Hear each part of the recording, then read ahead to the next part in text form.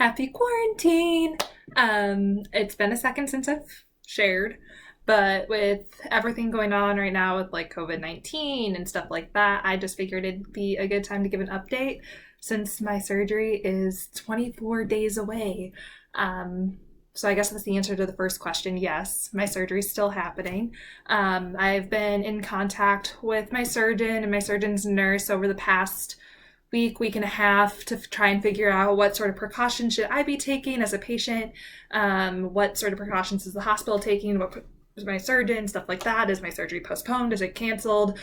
And after talking with the nurse, she says the surgeries have been canceled through the end of April. So praise God, I'm still having surgery. But unfortunately, that means that there are some extra precautions that I need to take. So I am taking this quarantine period, self-isolation, social distancing, whatever you call it, very seriously.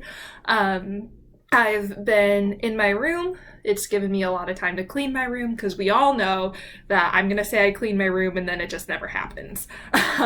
So it's given me a lot of time to do that and just plan and prepare and pray and just a lot of stuff like that, getting ready for surgery. So one of the precautions that the hospital is taking is that I will only be allowed to have one visitor for the duration of my whole stay. So before, where I had multiple family members who wanted to be there for my procedure, unfortunately that's not able to happen anymore. So that's a bummer, but it's good that my mom will at least be able to be there for me and that she'll be able to stay. It's also been such a blessing too that just through some connections with friends that I have here, we were able to find a place to stay down there that's completely free of charge to us. So that has been such a major blessing in the midst of all this like chaos and dark and all.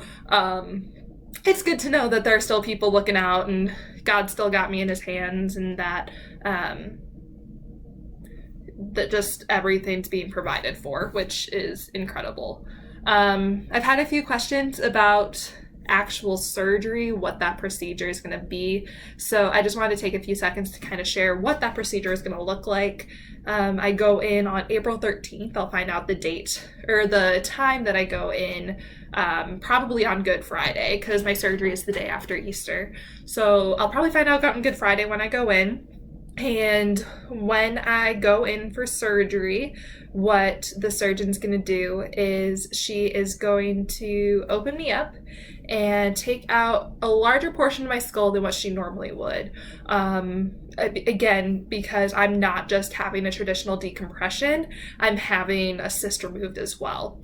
So when she takes out that piece of skull, she's going to have access to one of the linings of the brain. It's called the dura. She'll open that up, and when she opens that up, that's going to kind of help my cerebellum to relax, where my issue is that it's being compressed by the bone that's too small back there, and then my foramen magnum, so the hole in the bottom of your skull, is also really small.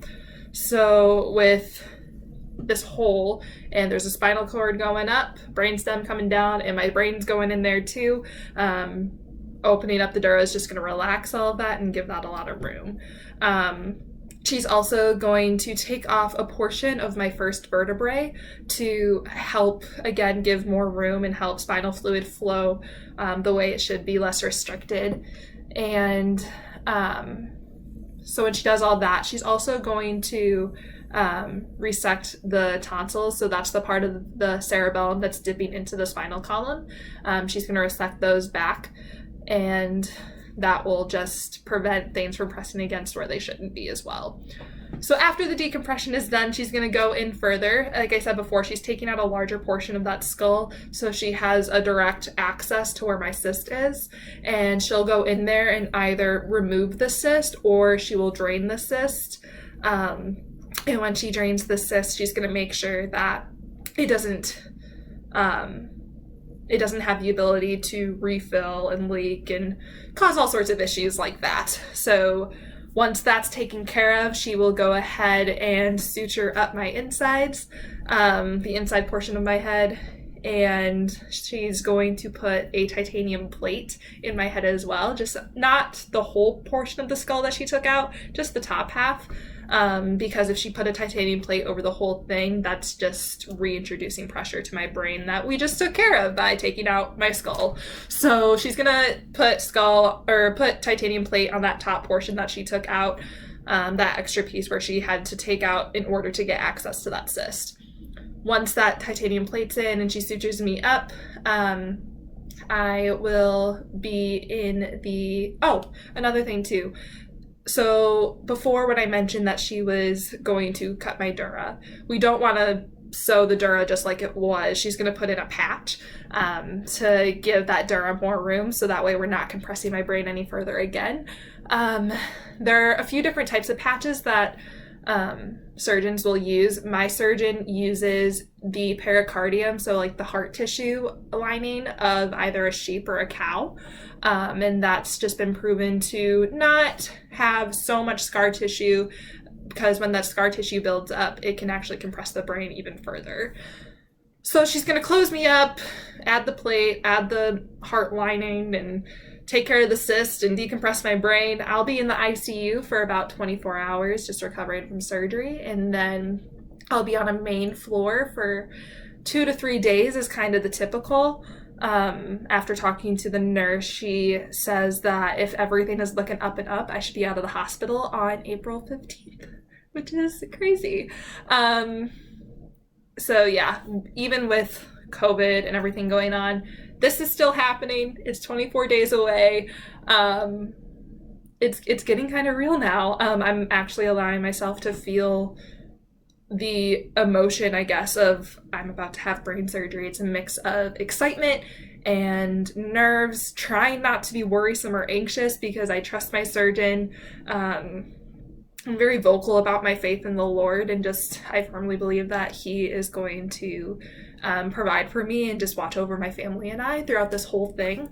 And so I have a lot of confidence placed where it should be. But it's still weird to think that I am a 21-year-old about to have brain surgery. So just some specifics that I've been asking people to pray for. One, just with COVID-19, that everyone is taking the necessary precautions, that I stay healthy, that my mom stays healthy, so that way she can be in the hospital with me. Just prayers for continued provision of things between housing and travel, finances, stuff like that. The Lord has been very constant in providing everything that I need in the timing that it's needed. And so I don't have doubts that He won't do that in the future, but continued prayers for that would be great. And then too, just that I would continue to process everything that's going on. Just the fact that I'm finally allowing myself to process a lot of these things. It's no longer just, I'm having brain surgery. It's like, it's happening. I'm having brain surgery. And then finally too, like I said before, I'm one of few who got to keep their surgery date. There are a lot of people who have had their surgeries canceled, and living with Chiari sucks. There's no way of getting around it. If you are a symptomatic Chiarian, it sucks.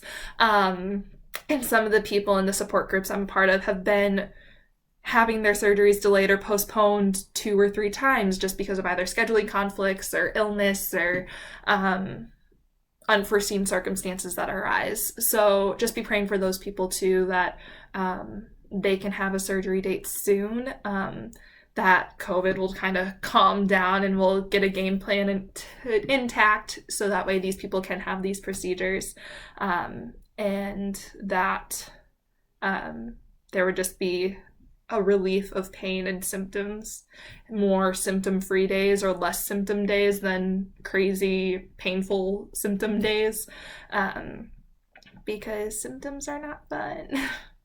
So I think that's all I had to update on. If there's any questions whatsoever, feel free to reach out. I'm not as consistent in making videos as I thought I was going to be, but we'll get there. It'll be great.